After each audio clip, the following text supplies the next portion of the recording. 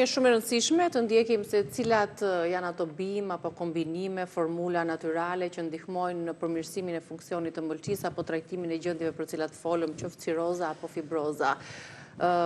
Mund ta nisim me atë pyetjen që cila është bima më e fortë, më e fuqishme që ndihmon mbëlqinë? Po, nëse do të futemi në luftë me smundjen, nuk mendojmë se njëra është kolona më e fortë e saj. Pasi, unë ka vendosur të parën këtu renesansës. E jo pa qëllime kemi vendosur. Kjo në mënyrë të përshkallëzuar pak e nga pak, fillon që njeriu t'i neverisi pijen alkolike. Kështu që, nëse do të hedhim e vërtet nga një lugë kafe tek kosi i mëngjesit, atëherë njeriu fillon që t'i ulet ajo dëshira për të pirë. Pse ndodh kjo gjë? Nëse alkooli për shembull në gjak ka një përqendrim le të themi 0.05, atëherë kjo fillon ta uli pak e nga pak dhe nëse do t'i afrohemi 0.01-shit, atëherë ikën si thua se shuhet ajo dëshira për të pirë si më para. Nëse shikojmë më tutje, kemi vendosur piperin mix dhe shafranin e Indis. Është e mira që njerëzit që ndodhen në këtë fazë të përdorin nga pak shafran indie. Ajo ka një lëndë aktive kurkuminën, e cila është anti-inflamatore, pra më heq inflamacionin e mbëlqisë. Por rritet fuqia e saj kurative nëse e bashkëshoqërojmë me pak piper të zi. Ajo piperina është si një stimulator, si thua, si një indikator, do të thotë vepro më shpejt, hidhu më shpejt në funksion. Ose mere ky piperi mix në doza, nëse këtu do përdorim kurkumin 1 deri në 2 gram në ditë, pra 1000 deri në 2000 miligram në ditë, dhe më pas me kalimin e kohës do ta ulim, nga kjo mund të përdorim rreth, si thua, 10 miligram, shumë pak. Një maj lugë e kafe. Këto janë, si thua, 2 të parat që fillojnë të na japin një farë ledhatimi të mbëlqisë. Pra një përkujdesje të parën. Sigurisht, ai smuri duhet marri masa të rrepta që t'i largohet asaj jete që ka bërë deri më tani. Duke larguar këto, duke u futur në një botë me të vërtet të gjelbër, tek mbrojtësit e gjelbër, ky do ta gjejë zgjidhjen pa diskutim. Vazhdoi më tutje. Atëherë le të kapim, si të thuash, majat e kësaj gjëje që do të më kryen atë mision të madh të mbëlqisë. Kush është? Përkujdesja dhe mbrojtja e mbëlqisë, e para. E dyta është që të filloj lirshëm ajo rrjedhja e tëmthit, e bilës. Sepse, duke qenë që ato rrugët e biljare janë të ngarkuara, të ngushta e kështu, ajo toksina t'i mban në veten e saj. Duke u çliruar këtu, ajo do filloj që të qetësohet, të detoksifikohet. Dhe së fundmi është që të bëjmë me këto bim, me këtë mbrojtje të gjelbër, të bëjmë me të vërtet një drenim të mirë të mbëlqisë. Po i harritëm këto 3 shtylla, ajo mbëlqi pa diskutim që rigjenerohet, ose nëse kjo ka qenë në stadet e fundit të cirozës hepatike, të frenohet zhvillimi i mëtejshëm i saj, që kush do t'ishte. Ato noduset që ne përmendën, ato rriten, zmadhohen, dalin mbi atë cipën e mbëlqisë.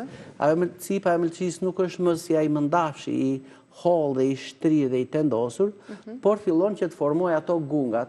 Ja, pra po t'i shojmë ato me ngjyrë si ngjyrë deti, ato janë fibrat e krijuara. Ndërsa ato me ngjyrë të kuqe janë ato noduset të cilat fillojnë të shumojnë. Ja, një interpretim ne mund t'ja bënim kësaj, pra kjo diagnosja e parë, shoqërohet pa diskutim me vrap, me ushtrime e tjera. Këtu tash mbëlqia fillon që të prishi atë cipën e saj të sipërme dhe ato noduset fillojnë të dalin mbi të. Mirë po, me rritjen e mëtejshme, ato fillojnë të qahen. Po të qahet kjo, atëherë do të fillojë të rrjedhi ai lëngu nga jashtë dhe është, si thuash, në atë foton e fundit, të fundit poshtë, të katërtën, ajo është pamja e cirozës. Atëherë, ai lëngu që rrjedh tashmë nga mbëlqia, fillon të na infektoj zorët.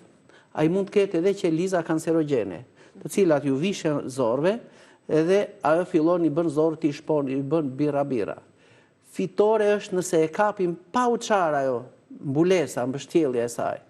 Nëse është pa uçar dhe ne fillojmë që të mbrojmë mëlçin, të sigurojmë rrjedhjen e bilës dhe të drenohet mirë ajo do të filloj pak e nga pak një farë rigjenerimi.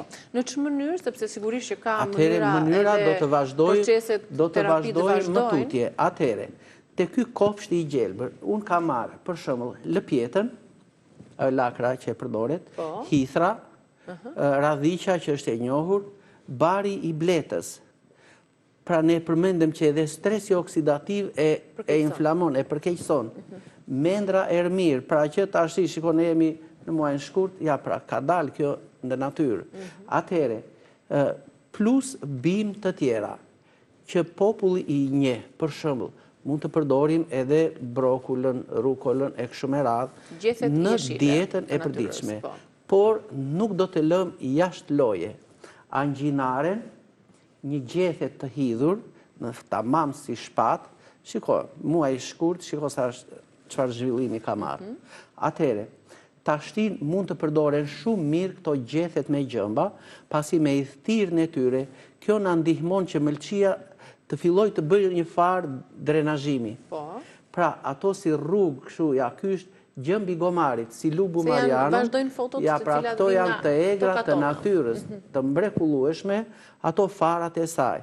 Ato përmbajnë atë silimarinën, e cila është jo vetëm mbrojtëse dhe antiinflamatore, por fillon që të rrudhosi edhe ato noduset në brendësi të mëlçisë, ose edhe vaj gjembit të gomarit.